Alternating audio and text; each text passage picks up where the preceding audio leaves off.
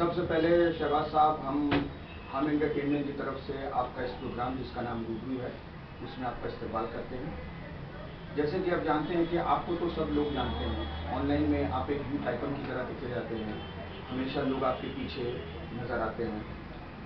ये सिलसिला कब और कैसे शुरू हुआ, क्योंकि हमारे व्यूअर ज़रूर जानना चाहेंगे आखिर ये शहबाज साहब चाहे समीर साहब जो भी, वो कौन है, वो कहाँ से आए?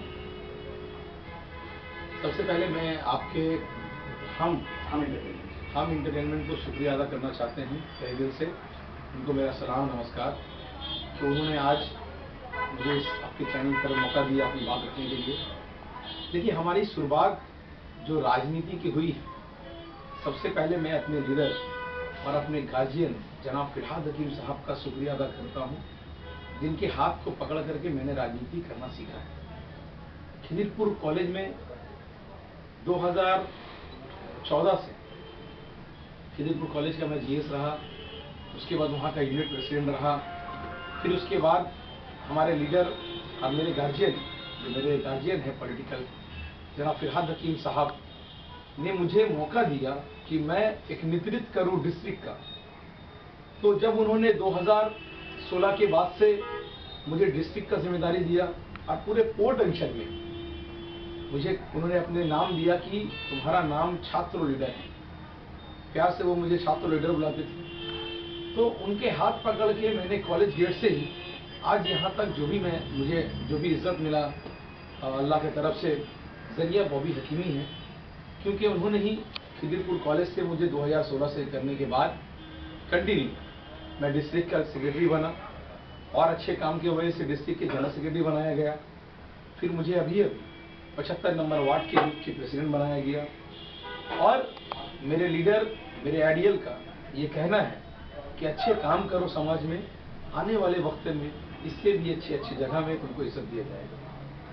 तो इससे ये आपकी बातों से ये लगता है कि आप पूरे दिल से, जैसे हम अपने भाषा में कहते हैं, दिल खोल करके आप इस बात का एक्सेप्ट करते हैं कि आपको राजनीति में आने के लिए सिर्फ और सिर्फ वही एक जरूरत है, या फिर कोई और भी थे जिन्होंने आपके साथ आपको यहाँ तक लाने में अपनी बहुत अच्छी बात कहा आपने। देखिए, बॉबी दा मेरे गार्जियन की तरह, एक रोल मॉडल की तरह मेरे लाइफ में, मगर शुरुआत में मेरे बहुत सारे दोस्त जिन्होंने मुझे कॉलेज की राजनीति में सपोर्ट किया, मेरे टीम थे जिन्होंने भरोसा जताया मेरे ऊपर। बहुत सारे टीचर्स ऐसे थे जो चाहते थे कि मैं लीडरशिप करूं खिदिरपुर कॉलेज का। तो कॉलेज लाइफ में ऐसे बहुत सारे लोग हैं जिनका सपोर्ट रहा है मेरे पास, जिनका दुआ से मैं उस जगह पे आया। मगर एक रोल मॉडल होते हैं, उस रोल मॉडल इंस्पिरेशन जो जी, आप उनको इंस्पिरेशन कहते हैं, रोल मॉडल कहें या मेरे आइडियल कहें, तो जनाब फिरहाद हकीम साहब। दूसरी बात ये है, आजकल का जो पॉलिटिकल सिनारियो है, खास करके बंगाल का, हम देख रहे हैं कि यंग जनरेशन जितने भी हैं, कुछ आपके एज के भी हैं, कुछ आपसे छोटे भी हैं, वो कुछ ज़्यादातर आगे बढ़ के पॉलिटिक्स में दिलचस्पी ले रहे हैं। इसकी वजह क्या हो सकती है? मेरे नज़र में मैं आपके सामने 2 ऑप्शन रखता हूँ, आप हो सकता आप मतलब इत्तेफाकन नहीं हो। जैसे कि या तो फिर उन्हें और कोई स्कोप नज़र नहीं आया अपने करियर में, या फिर वो पक चुके हैं आज के करंट पॉलिटिकल सिनारियो में। जो पॉलिटिशियंस हैं वो सब कुछ अपने ही हाथ में लेके करना चाह रहे हैं। जैसे हम सब कहते हैं ये एक नया हिंदुस्तान है, इंडिया, यंग इंडिया है, तो यंग जनरेशन को भी मौका मिलना चाहिए राजनीति में आने के लिए, तो आप इसके बारे में क्या कहना चाहते हैं? देखिए, सबसे पहले तो मैं बताऊं कि पूरे हिंदुस्तान में यूथ का जो परसेंटेज है वो कहीं ना कहीं पूरे हिंदुस्तान में यंगस्टर बहुत ज़्यादा है। तो यंगस्टर को वाकई में हर फील्ड में आगे आना चाहिए, चाहे वो राजनीति के फील्ड में हो, चाहे वो पढ़ाई के फील्ड में हो, चाहे वो बिजनेस के फील्ड में हो, हर फील्ड में आगे रहना चाहिए। और बंगाल की राजनीति में खास करके देखा गया है कि बहुत सारे यूथ हमेशा से पीछे रहे हैं। लेफ्ट के ज़माने में बंगाल में कोई यूथ सामने नहीं आते थे, चुना गिना एक दो आते थे भी, जिनका उम्र 40 साल है वो यूथ करते थे। पर जब से ममता बनर्जी की सरकार आई, जननेत्री ममता बनर्जी के लीडरशिप में अगुवाई हुआ, जब वो पहले यूथ कांग्रेस में थी, उसके बाद वो खुद की पार्टी बनाया गया तृणमूल कांग्रेस, उसमें उन्होंने खासा ध्यान दिया है यूथ के ऊपर। उन्होंने हर विंग्स को दिया, पर यूथ के ऊपर उनका ज़्यादा फोकस था, क्योंकि हिंदुस्तान में यूथ के आबादी के हिसाब से हिंदुस्तान एक सबसे बड़ा यूथ आबादी है, और बंगाल में भी सेम है। और यूथ को सामने लाने से बहुत सारे नए आइडिया, बहुत सारे काम, जो काम हमारे बहुत सारे सीनियर नहीं करते थे, यूथ अब कर रहा है, यूथ आगे बढ़ रहा है। फॉर एग्जाम्पल देखें आप, पिछले 10 सालों में बंगाल में सबसे ज़्यादा यूथ सामने आया है, और ना सिर्फ बंगाल बल्कि पूरे हिंदुस्तान में, चाहे आप यूपी ले लें, चाहे आप बिहार ले लें, चाहे आप गुजरात ले लें, तमाम ऐसी जगह पर यूथ को सामने लाया गया है, क्योंकि कहीं ना कहीं पूरे देश में एक अच्छे नेतृत्व की जरूरत में यूथ एक मुकाम रखती है। हाल ही में हमने देखा कि मिस्टर पीके के नाम से फेमस है प्रशांत किशोर साहब, दीदी के नेतृत्व में उन्होंने बंगाल में एक नई चीज का स्टार्ट किया है, यूथ इन पॉलिटिक्स। क्या आपको इसके बारे में पता है सर? जी हाँ, पता है। तो इस चीज के बारे में आपका क्या राय है? जो मिस्टर प्रशांत किशोर जो इतने फेमस हैं, वो खुद आके बंगाल राजनीति में यूथ को बढ़ावा दे रहे हैं, यूथ के लिए ट्रेनिंग कैंप का आयोजन किया जा रहा है, तरह तरह हर एक माहौल से बच्चों को, यूथ को लाया जा रहा है और उन्हें ट्रेन किया जा रहा है, ताकि फ्यूचर में हमें अच्छी पर्सनैलिटी मिले, अच्छे नेता मिले। इसके बारे में आप क्या कहना चाहेंगे? देखिए, प्रशांत किशोर जी का जो उनका अपना पॉइंट ऑफ व्यू है कि हिंदुस्तान की राजनीति में और बंगाल की राजनीति में खासा तौर पर यूथ सामने आए, पर कहीं ना कहीं उनका ये जो सोच है, उनको सफलता पूरे हिंदुस्तान में कहीं नहीं मिली, वो बंगाल में मिल रही है। क्योंकि बंगाल की जो नेत्री, तो चाहे वो महिला तृणमूल कांग्रेस हो, चाहे वो यूथ तृणमूल कांग्रेस हो, ये सारे को ज़्यादा फोकस कर रही हैं। आप देखेंगे पूरे हिंदुस्तान में सबसे ज़्यादा महिला एक्टिव अगर नेतृत्व अगर करती हैं तो वो बंगाल है। उसी तरह से आज यूथ को भी यहाँ पर जो प्लेटफॉर्म दिया गया है, इसीलिए प्रशांत किशोर जी जब यहाँ आए और उन्होंने देखा कि बंगाल में बहुत सारे नौजवान ऐसे हैं जिनके अंदर वो हुनर है जो देश के नेतृत्व कर सकते हैं, जो आगामी दिन में आने वाले वक्तों में यूथ से जुड़ के समाज का अच्छाई कर सकते हैं। इस तरह से उन्होंने एक प्रोग्राम लिया और काफ़ी हद तक आप जब देखेंगे ट्विटर में, फेसबुक में, उनका सोशल मीडिया में काफ़ी ज़्यादा फॉलोवर हैं उस पेज में, यूथ ऑफ बंगाल में, इसमें काफ़ी नौजवान लोग जो है शामिल हो रहे हैं। क्योंकि कहीं ना कहीं पढ़े लिखे लोग की ज़रूरत है, यंगस्टर की ज़रूरत है, जिनसे हम ज़्यादा काम करवा सकते हैं, फील्ड में ज़्यादा काम कर सकते हैं, ऐसे लोगों की ज़रूरत है। जैसे कि आप खुद एक माइनॉरिटी सेक्टर से बिलोंग करते हैं, अभी फिलहाल कुछ दिन की बात है कि बंगाल में MIM पूरी तरीके से घुसने की कोशिश कर रहे हैं। एज अ माइनॉरिटी आपका क्या कहना है? क्या बंगाल की माइनॉरिटी MIM का साथ देगी या दीदी के दिखाए रास्ते में चलेगी? देखिए, शायद आपको पता होगा, मैं रहता हूँ खिदिरपुर में, सिटी में, कलकत्ता सिटी में रहता हूँ, और हमारा बंगाल बहुत ही प्यारा अमन वाला जगह है। रह गई बात कुछ ऐसे दलाल जो बीजेपी के बी टीम, पूरे हिंदुस्तान की मुसलमान जानती है जो बी टीम है, वो आकर के पैसे लेकर के बंगाल में जहर घोलने का काम करेगी। तो बंगाल के मुसलमान बहुत समझदार है और उन्होंने अपना मन बना लिया है कि वो हमेशा सेकुलर के साथ है। तो सेकुलर अगर बंगाल में कोई है सबसे ज़्यादा, जिसके दिल में हमदर्दी है देश के लिए, जिसके दिल में हमदर्दी है मुसलमानों के लिए, हिंदुओं के लिए, तो वो है जयनेत्री ममता बनर्जी। और ममता बनर्जी के साथ बंगाल के तमाम मुसलमान हैं। और ये चाहे वो ओवैसी साहब हो, चाहे वो देखिए हमारा एक कल्चर है बंगाल का रिजल्ट देना होगा, भले वो बीजेपी के दलाल हो पर रिजल्ट देते हैं, क्योंकि यही सीख ममता बनर्जी देती है, यही सीख जनाब फिरहाद हकीम देते हैं। चाहे वो ओवैसी साहब हो, चाहे वो मोदी साहब हो, चाहे वो अमित साहब हो, जितने भी साहब हैं, जितने भी दलाल हैं, हिंदुस्तान को बेचने का काम कर रहे हैं। आप देखें आज बिहार इलेक्शन हुआ, अच्छा हुआ कि बिहार इलेक्शन पहले हुआ कि बंगाल के मुसलमानों का भी आंख खुला। वहां पर देखा गया कि ऐसे एरिया में वो जाकर के भड़काऊ भाषण दे रहे हैं कि हम भारत माता की जय नहीं बोलेंगे, हम मुसलमान का वकार खतरे में है, हम मुसलमान डरने वाले नहीं हैं। तो आपसे कौन बोल रहा है डरने? मुसलमान कहाँ डर रहा है? मुसलमान हिंदुस्तान में अमन व अमान से है। और रही बात बंगाल में है कि बंगाल के मुसलमानों का डर आपको इतने सालों में नजर नहीं आया, डर सामने आया क्योंकि अब इलेक्शन सामने है, क्योंकि बीजेपी आपको यहाँ भेज रही है। बीजेपी भेज रही है भैया पैसे लो और जाके वहां पर जहर घोलो, भड़काओ किसको? उन मुसलमानों को जो मुसलमान ज्यादा पढ़े लिखे नहीं है। क्योंकि देखिए जब वो आए ओवैसी साहब कुछ दिन पहले बंगाल आए, वो कलकत्ता ही नहीं आए, उनको मालूम था कि भाई जहां जहां मैं जाऊंगा प्रोग्राम करने यहाँ के मुसलमान दौड़ाएंगे मुझे। तो वो गए कहाँ? वो गए ग्राम साइड में जहां पर हमारे कम पढ़े लिखे मुसलमान भाई हैं। तो उनको नहीं पता, वो जहां गए वहां भी उनको काला झंडा दिखाया गया। क्यों? कि मुसलमान कोई भी धर्म की राजनीति में बिलीव नहीं करते। आप आते आकर के ममता बनर्जी की तारीफ करते तो हम लोग आपको सलाम का भी जवाब देते। मेरे नजर में तो ऐसे दलालों का जवाब देना भी सही नहीं है। क्यों? क्योंकि पूरे हिंदुस्तान देख रहा है कि जहां पर मुसलमान और हिंदू में जिस तरह का भाईचारगी है हमारे बंगाल में, इसको खत्म करने की कोशिश की जा रही है। तो ऐसे लोग जो मुसलमान को हिंदू से अलग करना चाहेंगे, हिंदू को मुसलमान से अलग करना चाहेंगे, उनके सामने ना सलाम किया जाएगा, ना नमस्ते किया जाएगा, उनको काला झंडा दिखाया जाएगा। यही परंपरा हमारे बंगाल की है। हाल ही में एमआईएम के कई दिग्गज नेताओं ने ये भी कहा है कि ये तृणमूल पार्टी नहीं है, ये बनर्जी पार्टी है। यहाँ पे नेपोटिज्म जोर शोर से चल रहा है। जो कोई भी अच्छा पोस्ट होगा, दीदी के फैमिली मेंबर्स होंगे, चाहे वो सुदीप बंदोपाध्याय हो, चाहे वो अभिषेक बनर्जी हो। इसके बारे में आपका क्या राय है? देखिए ये सब फलसाबाजी वाला बात करके फायदा नहीं, इस बात में कोई लॉजिक ही नहीं। हिंदुस्तान में हर कोई बड़े बड़े सीएम गुजरे हैं या बड़े बड़े मंत्री, आज भी अमित शाह के जो लड़के हैं जैसा, वो भी बहुत बड़े बड़े पद में हैं। आप यूपी में देखें कि मुलायम सिंह, अखिलेश सिंह वहां पर किस तरह से मुलायम सिंह के बाद अपने जिम्मा ले रहे थे। आज बिहार में देखिए लालू जी के बाद किस तरह से उनके लड़के जो है तेजस्वी यादव किस तरह से जिम्मेदारी ले रहे हैं। तो ये सब बोल करके फायदा नहीं।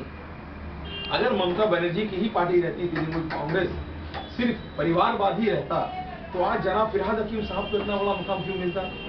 हमारे दूसरे लीडर, चाहे वो अरूप विश्वास हो, चाहे वो मदन मित्रा हो, चाहे वो सुदीप बंदोपाध्याय जो आपने नाम दिया, ये सारे तो बनर्जी परिवार के नहीं है। देखिए ममता बनर्जी ऐसी राजनीति में बिलीव नहीं करती है। अब रह गई कि अभिषेक बनर्जी की बात। अभिषेक बनर्जी बंगाल के यूथ के लिए एक मिसाल है, क्योंकि वो जहां सभा करते हैं वहां लाखों लाखों का भीड़ होता है। तो बीजेपी वाले के पास कोई मुद्दा नहीं है हमारी नेत्री के खिलाफ में आने के लिए।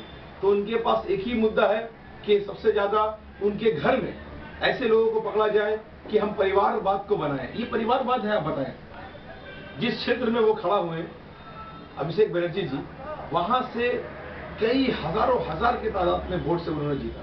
क्यों? क्योंकि, और ना सिर्फ हजार, मेरे नजर में तो वो लाखों लाख वोट से जीते हैं, क्योंकि जिस जगह से वो खड़े हुए वहां पर लोगों ने उनको डबल वोट दिया। 5 साल के जब वो बने, उसके बाद फिर से भी इलेक्शन हुआ जहां पूरे देश में मोदी जी की हवा थी, उनको तोड़ करके वहां की जनता ने अभिषेक बनर्जी को वोट दिया और डबल वोट से जिताया, क्योंकि उन्होंने काम किया है। तो अगर मेरे घर में अगर मेरा कोई भाई अगर अच्छे काम करेगा और वो पॉलिटिक्स में आएगा, तो ये क्या परिवारवाद है? परिवारवाद तो तब होता कि मैं पूरे खानदान को मैं दे दूं। आप देखें परिवारवाद कहाँ हो रहा है? परिवारवाद हो रहा है बीजेपी में, परिवारवाद हो रहा है बड़े बड़े कॉर्पोरेट बिजनेस में, जहां पर मोदी जी सपोर्ट कर रहे हैं, जहां अंबानी अदानी जैसे लोगों को सपोर्ट किया जा रहा है। आप देखिए बंगाल में सुबंधु अधिकारी बोल के एक लीडर थे, मैं उनका नाम भी लेना नहीं चाहता, फिर भी ले रहा हूं आपके इस हम इंटरटेनमेंट में।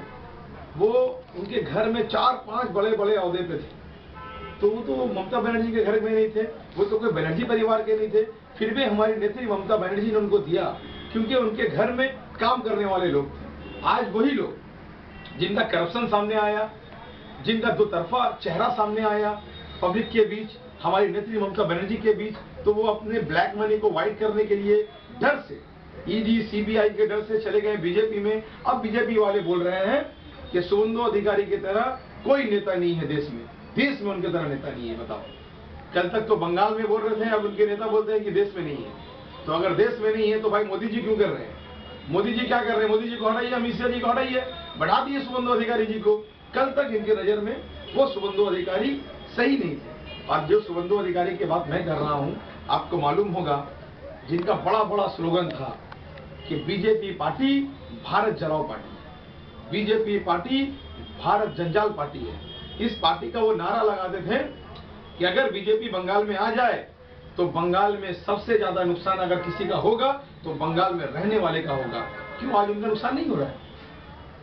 अभी सब हो गया है माल के ऊपर। जनता बहुत समझदार है। 2021 का इलेक्शन सामने है, चुन चुन कर बदला लेगी यहाँ की जनता, और जनता का बदला बहुत ही प्यार से, बहुत ही साइलेंस से, प्यार से वो जाएंगे जब बक्सर में वोट देने के लिए, तब ऐसे लोगों को जवाब दिया जाएगा कि तुम अपने फायदा के लिए, अपने ब्लैक मनी को व्हाइट करने के लिए तुम डर के, क्योंकि ममता बनर्जी से डर के भाग रहे हैं लोग, क्योंकि ममता बनर्जी ऐसी नेत्री है, गलत करने पर छोड़ेंगे नहीं। चामुक रेड्डी था, जैसे ही उनको मालूम था टिकट मिलने वाला नहीं। बीजेपी में जाने वाले 90% लोग जो भी जा रहे हैं उनको पता है भाई ममता बनर्जी टिकट देंगी नहीं, सब चट्टा गिट्टा सामने आ गया है, अभी भाग जाओ, अभी भागो तभी कोई जगह मिलेगा, वरना ना घर का रहूंगा ना घाट का रहूंगा। वो कहावत है ना, वो बीच हो जाता दुश्मन अनाज का, क्योंकि माल भी इतना खाया हुआ है, अनाज का दुश्मन तो ही लगी। तो आज कहीं ना कहीं ये सब हमारी नेत्री से डर करके ये लोग जा रहे हैं, और जाने के बाद भी राजीव बनर्जी जैसे लोग बीजेपी में जाने के बाद भी कह रहे हैं कि बंगाल की नेत्री ममता बनर्जी ने बंगाल में जो काम किया है पिछले किसी सीएम ने नहीं किया। यही है ममता बनर्जी की ताकत, कि इस तरह से हमारी नेत्री की तारीफ बीजेपी में जाने वाले लोग कर रहे हैं।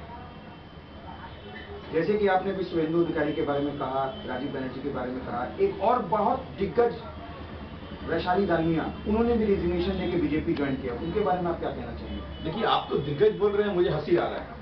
नहीं, वो एक नामचीन परिवार से है। नामचीन परिवार से दिग्गज। बंगाल की जनता काम को प्यार करती है, बंगाल की जनता कोई नामचीन के पीछे नहीं भागती है। ये बंगाल का कल्चर है भाई।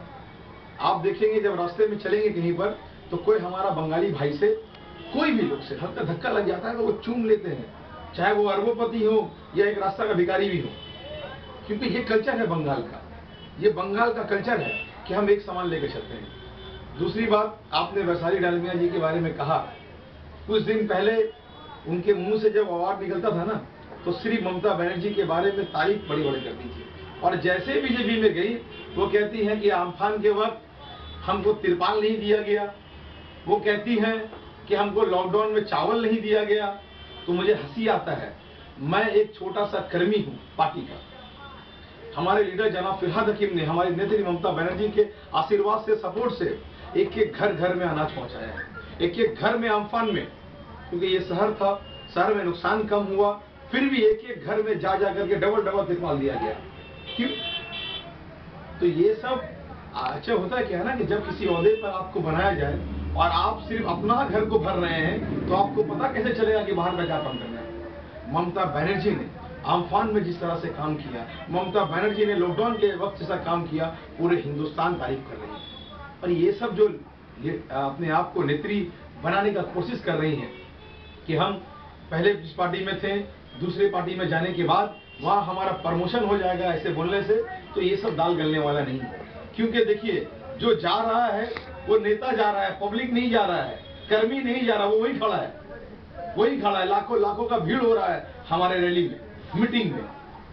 और हमारी नेत्री ममता बनर्जी ने बहुत क्लियर कह दिया है कि बंगाल की जनता काम के मसले में वोट दे, धर्म के लेके वोट ना दे, काम के लेके वोट दे। और बंगाल की जनता बहुत समझदार है। तो 2021 में ऐसे डालमिया, अलमिया, भालमिया सबका चपड़ा साफ हो जाएगा, दूर दूर तक खोजने से नहीं मिलेगा। तब उनके ही मुंह से सुनिएगा, वो कहेंगे दीदी मुझे वापस ले लीजिए। और ऐसे लोगों के लिए हम लोग काला झंडा दिखाने के लिए खड़ा रहेंगे। ये तो हो गई आपकी पॉलिटिकल पॉइंट ऑफ व्यू। जितना कि मैं आपके बारे में जानता हूँ और मैं अपने व्यूअर को ये भी बताना चाहता हूँ कि एज अ पॉलिटिकल आप काफ़ी उरुष पे तो हैं ही, साथ ही साथ एज अ सोशल वर्कर आपने अपने इलाके के लिए, अपने समाज के लिए बहुत कुछ किया। हमने देखा किस तरह NRC CAA के टाइम में आपने लोगों के साथ भिड़ करके इसका विरोध किया। साथ ही हमने देखा जन आशा के मेंबर्स और आप मिलकर काफ़ी लोगों तक, जहाँ तक आप पहुँच सकते हैं, उन्हें चाहे वो खाना हो, चाहे कपड़ा हो, गरीब बच्चों को आप लोगों ने स्कूल की पढ़ाई के लिए भी आपने बहुत हेल्प किया। तो ये मोटिवेशन आपको कहाँ से मिलता? पॉलिटिकल मोटिवेशन आपने कह दिया जनाब फिलहाल रखिए, ये एज अ सोशल वर्कर ये मोटिवेशन आपको कहाँ से मिलता है? देखिए, सबसे पहली शुरुआत होती है घर से। आज मैं जो भी हूँ और जैसा भी हूँ, ये कहीं ना कहीं मेरे माँ बाप की दुआ है और उनका ही परवरिश का नतीजा है कि सामाजिक काम करने का सिलसिला मुझे हासिल हुआ। और एक बार फिर से मेरे माँ बाप और उसके बाद जननेत्री ममता बनर्जी, जिनके आदर्श से, क्योंकि कहते हैं ना चैरिटी बिगिंस एट होम, मेरे घर में मैंने हमेशा देखा है मेरे माँ बाप को कि कभी भी कुछ घर में प्रोग्राम हुआ या कुछ भी होता था तो वो हमेशा कोशिश करते हैं कि आप खा रहे संग में 4 लोगों को और दो। देखो, आपके अगल बगल लोग तो भूखा तो नहीं सो रहे हैं। तो मैं जिस कम्युनिटी से बिलोंग करता हूँ, बीइंग अ मुस्लिम, हमारे यहाँ ये एक सबसे बड़ी सीख है, क्योंकि हमारे नबी का एक सबसे बड़ा जो पहलू है पूरे वर्ल्ड में कि इखलाक से ही दुनिया में अमन और अमान रहा है। और ये कहीं ना कहीं कुरान से, हदीस से, ये धार्मिक में बात बता रहा हूँ क्योंकि जिसमें कास्ट से बिलोंग करता हूँ, वहाँ से क्या है कि वहाँ धार्मिक, चाहे वो कुरान मस्जिद के सिलसिले से हो, चाहे वो हदीस के सिलसिला से हो, और मेरे माँ बाप से जो हमेशा मुझे एक चीज़ सीखा है, और मैंने एक चीज़ सीखा है, मैंने पढ़ा है कि हमेशा दूसरे की मदद करो। आपके इखलाक से लोग आपसे मुतासिर होंगे, आपकी तरफ आएंगे। तो मैं उसी को फॉलो करता हूँ जितना होता हूँ, क्योंकि देखिए ये हमारा इस्लाम कहता है कि अगर आप अच्छा खा रहे हैं और आपके बगल में, चाहे वो हमारा हिंदू भाई हो, चाहे हमारा सिख भाई हो, चाहे हमारा क्रिश्चियन भाई हो, अगर वो भूखा सोता है तो गुनाहगार हो जाएंगे आप। ये सीख हमारा इस्लाम देता है। तो हम एक ऐसे इस्लाम के मानने वाले हैं जहाँ पर यह सीख दिया जाता है कि भाई बगल का पड़ोसी जो है वो भूखा नहीं सोना चाहिए, वरना गुनाहगार आप होंगे। आप खाएंगे बिरयानी और वो बगल में भूखा पेट सेंगे, ये सीख जो है। तो मैं बचपन से इस चीज़ को बहुत फॉलो करते आया हूँ। और आज कहीं ना कहीं जब मैं आगे बढ़ा, कॉलेज लाइफ में गया, तब मैंने देखा कि ये सब बातें कहीं ना कहीं माँ माटी मानुष के सरकार में है। और माँ माटी मानुष की जननेत्री ममता बनर्जी का भी यही जो है लक्ष्य, इसी तरह से लक्ष्य में चलती है काम के सिलसिले में। देखिए, ये हर धर्म के हैं, ना सिर्फ इस्लाम, बल्कि आप देखेंगे हमारे हिंदू भाई भी ऐसे हैं, या हमारे बंगाली भाई में हमने देखा है वो हमेशा इस सब बात का चर्चा करते रहते हैं। क्योंकि ये हर धर्म में है कि आप अपने बगल को देखें, चाहे वो हिंदू है, चाहे वो मुसलमान हो, चाहे वो सिख हो, चाहे वो क्रिश्चियन हो। हर कम्युनिटी में ये चीज़ सिखाया गया है, हर धर्म में ये सिखाया गया है कि इंसानियत पहले है, इंसानियत पहले है, उसके बाद ही कोई है। तो उसी इंसानियत के मानने वाले हम सब हैं, क्योंकि हम हिंदुस्तानी हैं, we proud we are Indian. तो हम सब उसी आदर्श में चल रहे हैं और आने वाले वक्तों में हमारा बहुत सारा काम है। देखिए, हमारा ये तो मानना है कि हमारे घर में जब कभी कोई तकलीफ होता है तो सबसे पहले हमारे लिए खड़े होते हैं काजल बनर्जी, जो एक हिंदू है। हमारे लिए खड़े होते हैं चिरंजीव घोष जी, जो एक हिंदू है। तो हमारा ये कल्चर है। आप देखेंगे हमारे एरिया में, हमारे बंगाल में जो पूरा मिसाल है, पूरे हिंदुस्तान में या पूरे दुनिया में मिसाल है कि हर एक घर के बगल में एक हिंदू घर है। एक हिंदू घर में, ये पूरे हिंदुस्तान में, मगर बंगाल में ज़्यादा देखने को आपको मिलेगा कि इतना प्यार कि ये कहीं नहीं। पूरे हिंदुस्तान से ये सीख जाता है, पूरे देश में, पूरे दुनिया में, कि अगर भाईचारा है तो वो हिंदुस्तान में भाईचारा है। तो हमारा हिंदुस्तान का एक छोटा सा जगह बंगाल में है। तो उसी के रास्ते पे हम सब चल रहे हैं। और अच्छे हिंदुस्तानी होने के नाते हम अभी से सबसे आपके चैनल के माध्यम से कहेंगे कि धर्म में मत बांटो। एक बहता दरिया है, उसी तरह हमारा समुद्र में जिस तरह हम तो बहता है ना छोटे छोटा दरिया, वैसा एक समुद्र है हमारा हिंदुस्तान, जहाँ छोटे छोटे दरिया जाके शामिल होते हैं। वहाँ हिंदू, मुसलमान, सिख, ईसाई, क्रिश्चियन सब जाके मिलते हैं तो एक संगम बनता है। भारत हमारा एक संगम है, तो ये प्यार का जगह है, अमन और अमान का जगह है। इसी के साथ मैं एक बात कहूँगा कि मजहब नहीं सिखाता आपस में बैर रखना, हिंदी है हम वतन है हिंदुस्तान। बहुत खूब जवाब साहब। अब एक आखिरी सवाल, शायद इस सवाल का जवाब मुझे पहले से पता है, फिर भी पूछ लेता हूँ। प्रेडिक्शंस फॉर इलेक्शन 2021, आपका क्या प्रेडिक्शन है? देखिए, हमारा प्रेडिक्शन तो यही है कि दूर दूर तक बीजेपी वाले नजर नहीं है। हाँ, आप देखेंगे पूरे बंगाल में भी बड़ा होर्डिंग नजर आ रहा है, झंडा नजर आ रहा है, क्योंकि भैया मालदार पार्टी है, इनको बिजनेस वाले पार्टी है। ये पार्टी तो हमारे तरह पार्टी नहीं है कि हवाई चप्पल पहन के हमारी सीएम चले। इनके पार्टी के आप देखेंगे, गौर करेंगे कि जब जेपी नड्डा जी यहाँ आए बंगाल में, तो उन्होंने सबसे पहले चुना कहाँ, ताज बंगाल जैसे होटल, उन्होंने चुना किया आईटीसी सोनार जैसे होटल। और आप देखिए आईटीसी सोनार से बहुत ज्यादा प्रभावित है हमारे अमित शाह जी, जो बोलते हैं कि सोनार बांग्ला करेंगे। इनकी सरकार तो पूरे हिंदुस्तान में लगभग बहुत जगह में है, कहीं इन्होंने सोनार तो नहीं किया, बल्कि जो थोड़ा बहुत सोना था गरीब के घर में रखा हुआ छोटा मोटा, वो कहते हैं ना नाक का नथनी, क्या जो गरीब के घर में आप क्या मिलेगा, तो जो सोना वहां था बेचारा वो भी ये अपने हाथ में ले लिए। तो इनका सोनार बांग्ला का टाइटल भी यही है कि आप इनका टारगेट किया है कि यहाँ के लोग बड़ा खुशकिस्मत है कि बताइए आमने अमान से रहते हैं। ये चीज बीजेपी वाले को हजम नहीं हो रहा है, तो यही का नाम है सोनार बांग्ला। तो ये सोनार को चुरा करके वो बेचना चाह रहे हैं अदानी अंबानी जैसे कॉर्पोरेटर। वो चाह रहे हैं कि बंगाल में इतना लोग खुश क्यों हैं। यहाँ के लोग, यहाँ देखेंगे बंगाल में मजदूर क्लास के लोग ज्यादा रहते हैं। आपको मालूम होगा आपके चैनल के माध्यम से, पूरे हिंदुस्तान में सबसे ज्यादा जो लेबर क्लास के लोग हैं वो हमारे बंगाल में।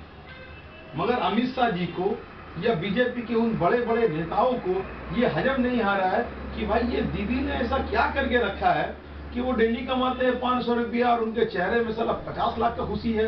ऐसा क्यों? क्योंकि यहाँ भाईचारा है, यहाँ पर मोहब्बत है। इसको चुराने के लिए वो आए हैं और बार बार कहते हैं कि हम सोनार बांग्ला करेंगे। तो उनका सोनार बांग्ला रहते हैं आकर के आईटीसी सोनार होटल में, और उनका टारगेट भी यही है कि अब बंगाल को भी ऐसा सोनार बनाए कि जितने भी यहाँ के लोग हैं, छोटे छोटे दुकानदार हैं, व्यवसायी हैं, वो भी रोए। आज यहाँ के किसान के बारे में उनको दर्द है, अरे किसान वहां मर रहा है, 150 लोगों से ज्यादा का जान चला गया। पूरा दुनिया हम पर हंस रहा है कि जो किसान अनाज पैदा करके इतना मेहनत से मुशक्कत से हम लोग को चला रहा है, उन किसानों के साथ हिंदुस्तान की गवर्नमेंट क्या कर रही है। आप देखेंगे, मैं बीबीसी चैनल में देख रहा था कि एक वर्ल्ड क्या नाम था उनका, मैं भूल रहा हूँ, वो अच्छे रिपोर्टर हैं, वर्ल्ड रिपोर्टर हैं, वो कह रहे थे कि हिंदुस्तान एक ऐसा जगह जहां पर पैदावार इतना अच्छा है, जहां के लोग इतना मेहनती हैं, वहां की गवर्नमेंट कहती है कि हम एक डिजिटल इंडिया बनाएंगे। तो क्या यही डिजिटल इंडिया है जहां पर ही रास्ते में ठंड के मौसम में किसानों को मार दिया जाए?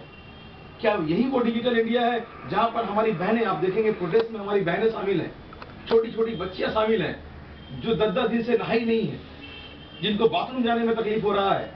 वहां पर सरकार के द्वारा पानी रोक दिया जा रहा है, पीने का पानी नहीं भेजा जा रहा है, उनके ट्रैक्टर के लिए रास्ते में कील ठोक दिया जा रहा है। इतना जुल्म, ये तो तानाशाही हो गया। तो ये हमारे मोदी जी प्राइम मिनिस्टर है या ये फिर से ईस्ट इंडिया कंपनी के कोई माल है, हमको समझना होगा। ये बहुत बड़ी बात है। मुझे तो लग रहा है कि ये मोदी जी के शक्ल में ईस्ट इंडिया कंपनी के ही कोई लोग हैं, जो आस्ते आस्ते आस्ते आस्ते आस्ते आस्ते करके हमारा गुलामी की तरफ हमें लेके जा रहे हैं। तो उनको मैं बता दूं कि बंगाल से आवाज उठेगा, और 2021 का ये जो आवाज उठेगा, आपकी तख्त को दिल्ली से हटा दिया जाएगा। क्योंकि हर बार इतिहास है पूरे हिंदुस्तान में, आजादी के वक्त भी इतिहास है, यही वो बंगाल है जहां से झांसी की रानी उठी थी, यही वो बंगाल है जहां से मंगल पांडे जैसे वीर शहीद उठे थे। तो ये आवाज, और नेताजी सुभाष चंद्र बोस ने कहा था कि तुम मुझे खून दो मैं तुम्हें आजादी दूंगा, तो अब वो वक्त आ गया है। मोदी जी को नेताजी बहुत याद आ रहे हैं। आप देखेंगे जब जब वो यहाँ आ रहे हैं नेताजी को याद कर रहे हैं। क्यों?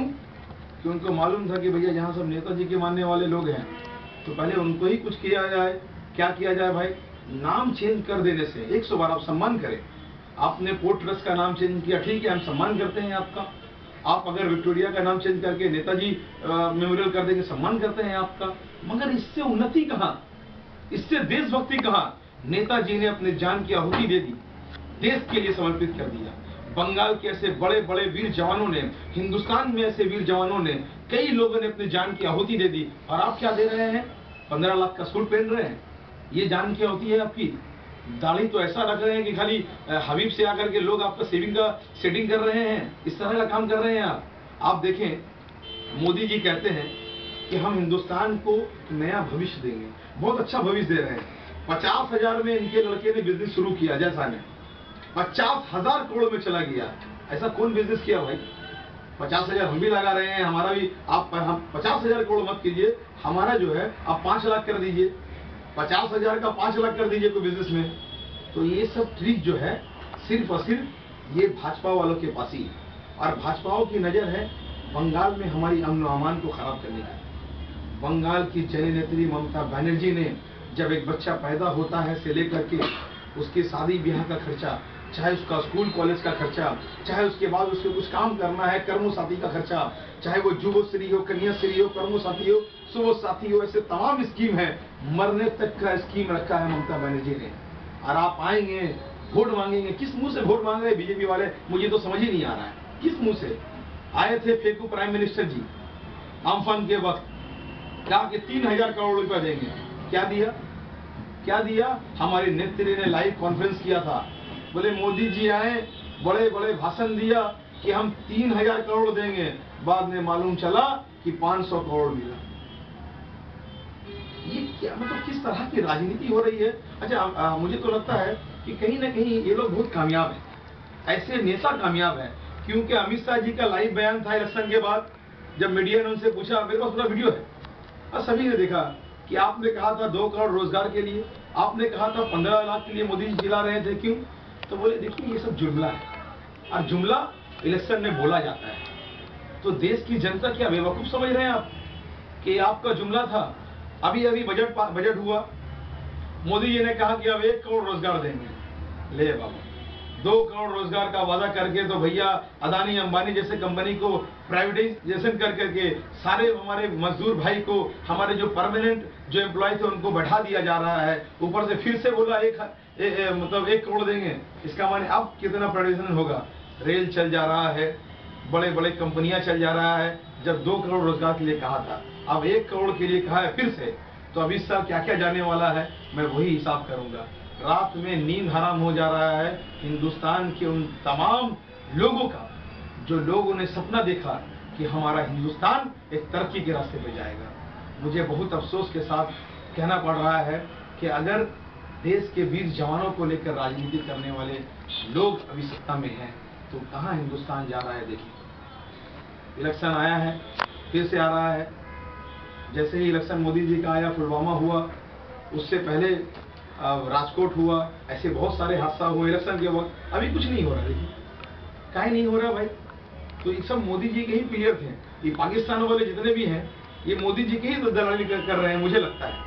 क्योंकि इलेक्शन के वक्त यहाँ से बोल देते होंगे, वहाँ के प्राइम मिनिस्टर, मैं तो नाम भी नहीं लूंगा ऐसे देश के प्राइम मिनिस्टर का, जो देश नफरत का भूत होता है। तो ये हमारा जो पड़ोसी मुल्क है, ये लोग तो मोदी जी से डायरेक्ट सेटिंग है, जो इलेक्शन के टाइम में फोन करके बोलते हैं भैया फायरिंग शुरू कर दो, इलेक्शन सामने है, 2, 4, 5 हमारे वीर जवानों का भैया जान ले लो, जान की आहुति ले लो, क्योंकि भैया सरकार बनाना है, सत्ता बनाना है। धिक्कार जनाते हैं ऐसे लोगों को, और धिक्कार जनाते हैं इस देश की उस सरकार को जो तोड़ने का काम करता है, जो नफरत फैलाने का काम करता है।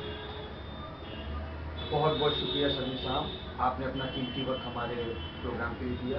एक और बात भूल गया मैं आपसे बोलने के लिए, आपने जो सवाल किया था कि प्रोडक्शन क्या होगा इलेक्शन का। जी जी जी, 200 से ज्यादा सीट ममता बनर्जी ला रही है।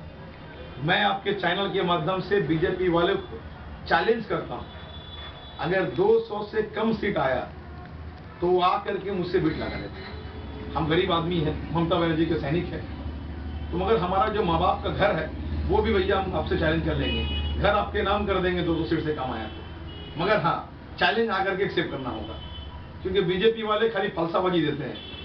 तो चैलेंज अगर कर ले तो मेरा घर जो है उनके नाम में कर दूंगा। ये आपके चैनल के माध्यम से मैं बता रहा हूँ। ममता बनर्जी के साथ बंगाल की अवाम खड़ी है, क्योंकि जिस तरह से वो काम कर रही है और पूरे हिंदुस्तान ने उनको सल्यूट जनाया है कोरोना वायरस के खिताब के साथ। उनको कहा गया है कि वो एक कोरोना वॉरियर है। ये खिताब ममता बनर्जी को कौन दे रहा है? हिंदुस्तान के अलग अलग जगहों में कोरोना वायरस के वक्त में बड़े बड़े बीजेपी के नेता बंगाल में, चाहे वो दिलीप घोष जी हो, चाहे वो कैलाश विजयवर्गीय जी हो, चाहे वो राहुल सिन्हा जी हो, ये सब लॉकडाउन के वक्त घर से बाहर निकले ही नहीं, और निकले भी अपने घर के नीचे तो या मोटा मोटा मास्क लगा करके, उसमें भी बीजेपी का फूल बना हुआ। क्या राजनीति है।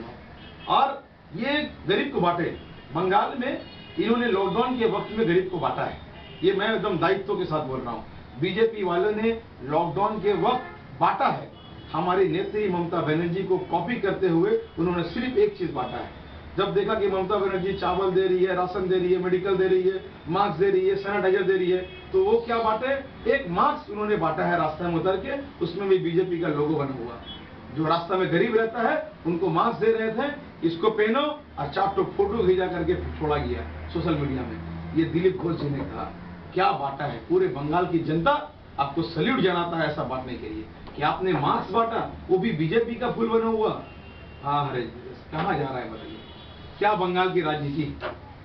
कल तक कहते थे, अच्छा देखिए, हम तो ताज्जुब करते हैं कि ये बीजेपी के नेता कैसे हजम कर लेते हैं। बोलिए, इनके पास हजम का कैपेसिटी कितना स्ट्रांग है। इनका हाजमा का गोली क्या है? मोदी जी खास खिलाते हैं इन लोगों को। हमको तो समझ में नहीं आता है। मोदी जी तो देश के बड़े बड़े पूंजीपतियों का रुपया खाने के बाद भी इनका हाजमा ठीक है। और बंगाल में जो नेता है इनके, चाहे वो राहुल सिन्हा जी हो, चाहे कैलाश विजयवर्गीय जी हो, चाहे वो दिलीप घोष जी हो, चाहे अर्जुन सिंह जी हो, ये लोग कहते थे मुकुल राय जी को कि ये शारदा का रुपया खाएं, फलाना का रुपया खाएं, ये स्कैम किए।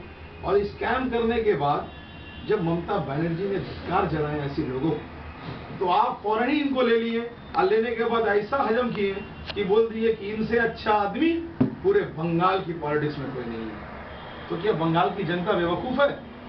मत समझिए बंगाल की जनता को बेवकूफ। ये बहुत साइलेंट है, रास्ता में नजर नहीं आएगी। आप भीड़ करेंगे क्योंकि बस दौलत है आपको।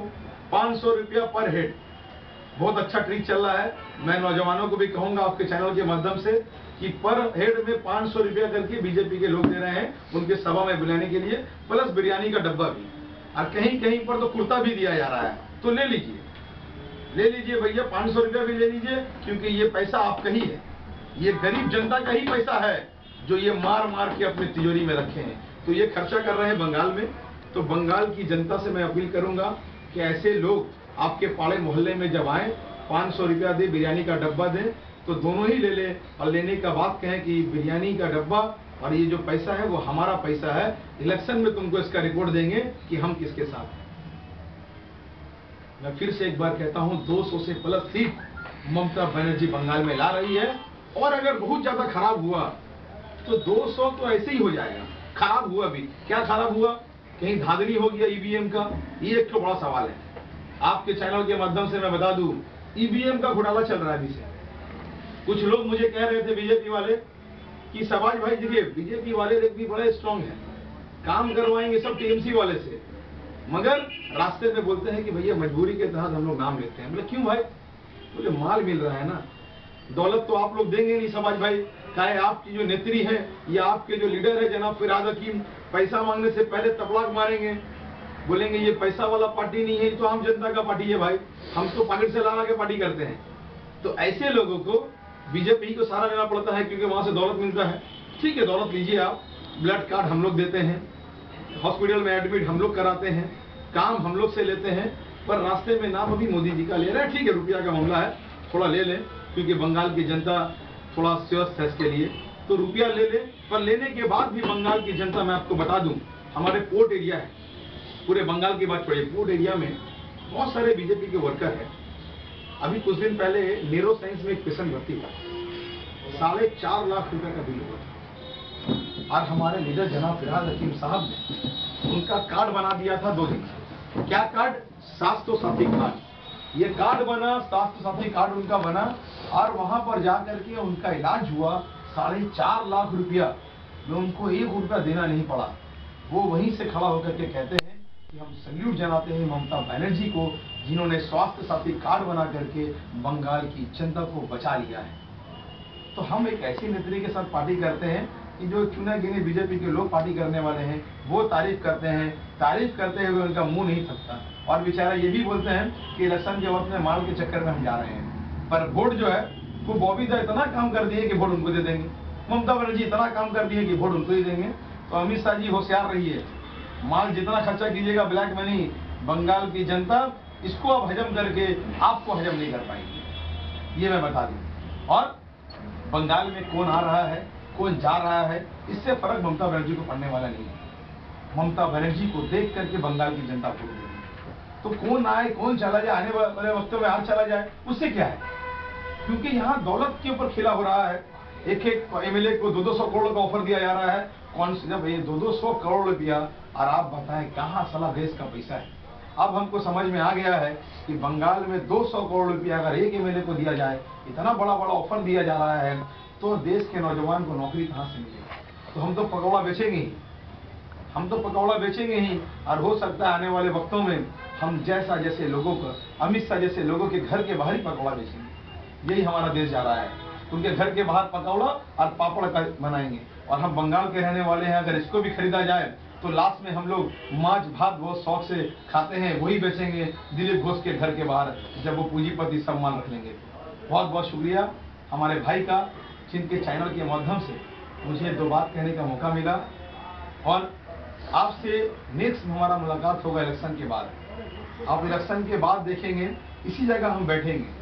और बिरयानी हम नहीं खिला पाते हैं क्योंकि ममता बनर्जी के सैनिक है, हम लोग मुड़ी खाने वाले हैं, बंगाल के लोग हैं भैया। हमारी नेत्री ममता बनर्जी मुड़ी खाती है वो शौक से। तो हम और हमारे लीडर जनाब फिरहाद हकीम साहब कभी कभी देखिएगा जो भाजा होता है ना वो खाते हैं, क्योंकि उनको बहुत पसंद है, क्योंकि हम जमीन से जुड़े हुए लोग हैं। तो आप इलेक्शन के बाद मिलेंगे हम यहीं पर आपको। और एक संदेश, ये हमारा बंगाल का कल्चर है। तो एक हम रसगुल्ला संदेश और मुड़ी के साथ आपसे मुलाकात करेंगे इसी ऑफिस में बैठ करके, खाते हुए आपको फिर से बाइट देंगे और ममता बनर्जी को सलाम जनाएंगे। जिस तरह से वो बंगाल को आगे के रास्ते में ले जा रही हैं, आने वाले वक्तों में वो देश का नेतृत्व करेंगे। इसीलिए बीजेपी को डर है। और उन्होंने अपना पूरा, आप देखेंगे जेपी नड्डा जी 10 दिन में वो यहाँ आए, कोरोना हो गया, फिर 5 दिन बाद बोलते हैं कोरोना नेगेटिव हो गया, फिर बंगाल आ गए।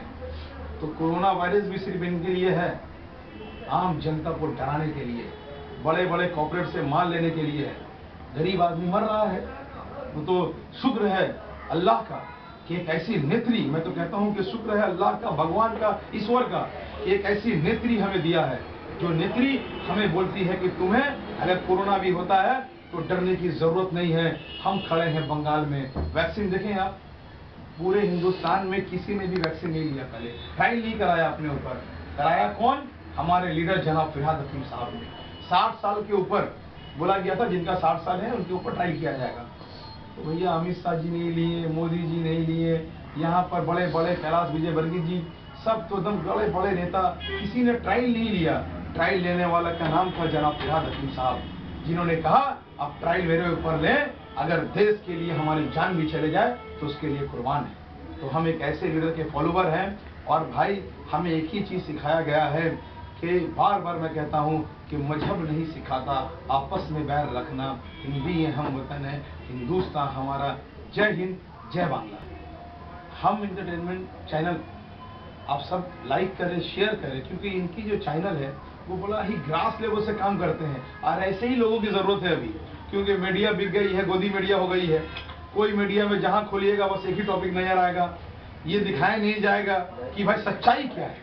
तो हम ऐसे वक्त में ऐसे मीडिया की जरूरत है, ऐसे चैनल की जरूरत है जो सच दिखाए हमारे अवाम को। आप देखेंगे अभी अभी बहुत सारे मीडिया, जब बीजेपी का रैली हो रहा है तो खाली फोकस कर रहे हैं स्टेज के ऊपर, क्योंकि स्टेज के ऊपर इनका 200 आदमी बैठा हुआ है और नीचे फोकस ही नहीं कर रहे। का है नीचे तो माल खाली है सब, तो खाली फोकस रह रहा है स्टेज के ऊपर। और हमारा जो जननेत्री ममता बनर्जी का रैली है उसमें दिखाया जा रहा कहा ममता बनर्जी के रैली में कि भाई नीचे में देखिए कितना भीड़ है, तो जैसे ही नीचे मार रहा मीडिया फ्लैश देख रहा है कि लाखों लाखों का भीड़ है, तो भर रन से घूम जा रहा है।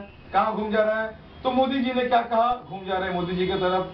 तो भैया ये सब मोदी मीडिया से मैं कहूंगा हाथ जोड़ करके कि देश का एक पिलर है आप लोग, इतना दलाली मत कीजिए, इतना दलाली मत कीजिए कि दलाल भी आपसे शर्मा जाए कि आप किस तरह की दलाली कर रहे हैं। तो मैं आपके सभी भाइयों से, जितने हमारे भाई हैं जो इस चैनल के देख रहे हैं, मैं सबसे कहूंगा इसको सब्सक्राइब करें, इनको लाइक करें, शेयर करें, क्योंकि ये गोदी मीडिया नहीं है, ये सच्चाई वाले मीडिया है, सच्चाई वाले चैनल है जो ग्रास लेवल के लोगों को दिखा रहे हैं। और ग्रास लेवल के लोग का जो खबर है वो आपको मिलना बहुत जरूरी है, क्योंकि ये आयुष्मान भारत का स्कीम यहाँ नहीं चलता है। यहाँ आयुष्मान भारत बोल के स्कीम है मोदी जी का, बात खत्म ही नहीं होगा। इतना बुराई क्या करो, हे भगवान हम लोग को सहन शक्ति दे कि और हम देश में ऐसे बड़े बड़े स्कैम वाले नेता को बर्दाश्त कर पाए, बेवकूफ बनाने वाले नेता को बर्दाश्त कर पाए। वरना हम भी ज्यादा चिल्लाएंगे तो लास्ट में NSA लग जाएगा, हम भी ज्यादा चिल्लाएंगे तो देशद्रोही हो जाएंगे। तो कहने का मतलब यही है कि आप फिर कभी मुलाकात होगी, बात रखा जाएगा। आप हमारे जो हम एंटरटेनमेंट के चैनल हैं इसको सब्सक्राइब करें, लाइक करें और ज़्यादा से ज़्यादा इसको शेयर करें। शुक्रिया।